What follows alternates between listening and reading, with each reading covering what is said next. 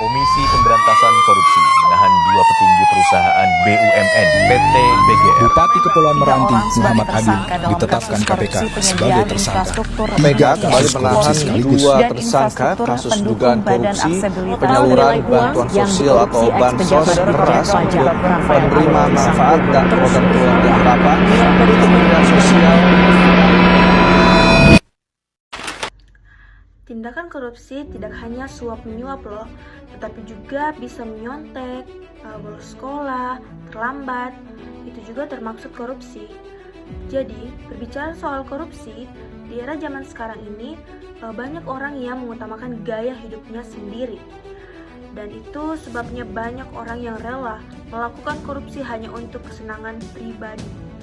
Berikut contoh kecil dari tindakan korupsi.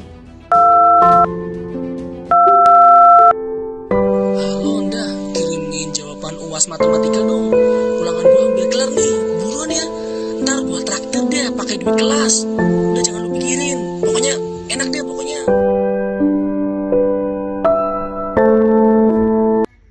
Padahal sudah 79 tahun Indonesia merdeka, tetapi kejujuran masih sangat sulit untuk dibiasakan. Katanya sebagian dari iman, ternyata masih ada aja tindakan korupsi di Indonesia. Di era globalisasi saat ini, sadar atau tidak, kebohongan masih saja mengakar di masyarakat. Ujian nasional seorang Buktinya, siswa kedapatan mencontek dapat dilihat Bupati dari Musi berbagai Banyuasin Dodi tindakan, Reza Alex Nurdin yang ditangkap mulai oleh dari KPK hal karena kecil dugaan korupsi Berbasulif, sampai Menteri yang Sosial dan merugikan sejumlah negara. pejabat Kemensos justru terlibat kasus dugaan korupsi bantuan sosial. Pemerintah pun sudah mengeluarkan berbagai kebijakan dalam menangani korupsi di Indonesia. Akan tetapi, kejujuran yang dianggap sebagai hal sepele, berbohong, membuat angka korupsi di Indonesia semakin tinggi.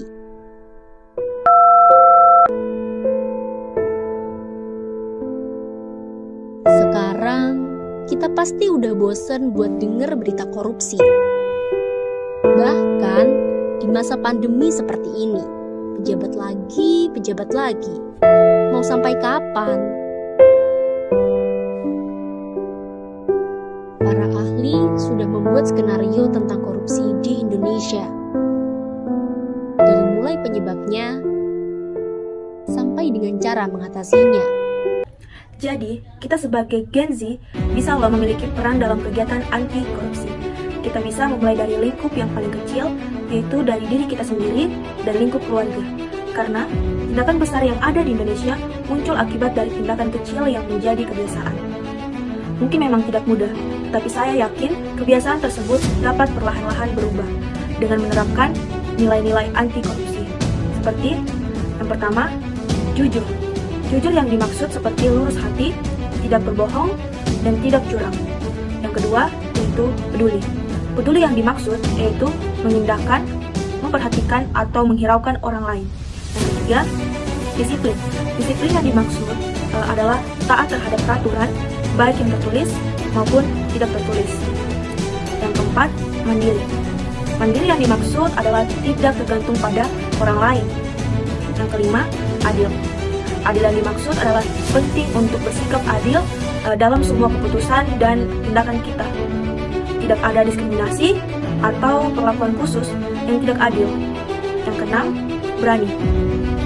Berani yang dimaksud adalah keberanian diperlukan untuk melaporkan tindakan korupsi atau tidak patuhan, bahkan jika itu berarti berhadapan dengan risiko atau ancaman. Yang ketujuh, sederhana. Sederhana yang dimaksud adalah berusaha aja, tidak berlebihan. Yang kedelapan, kerja keras. Kerja keras yang dimaksud adalah gigih dan fokus dalam melakukan sesuatu dan tidak asal-asalan. Yang terakhir adalah tanggung jawab. Tanggung jawab yang dimaksud adalah siap menanggung akibat dari perbuatan yang dilakukan dan tidak buang badan. Oleh karena itu, kita sebagai Gen Z, penerus bangsa sangat penting dan membantu pemerintah dalam upaya pencegahan korupsi di Indonesia. Mari sama-sama mantapkan hati untuk tidak pernah melakukan korupsi.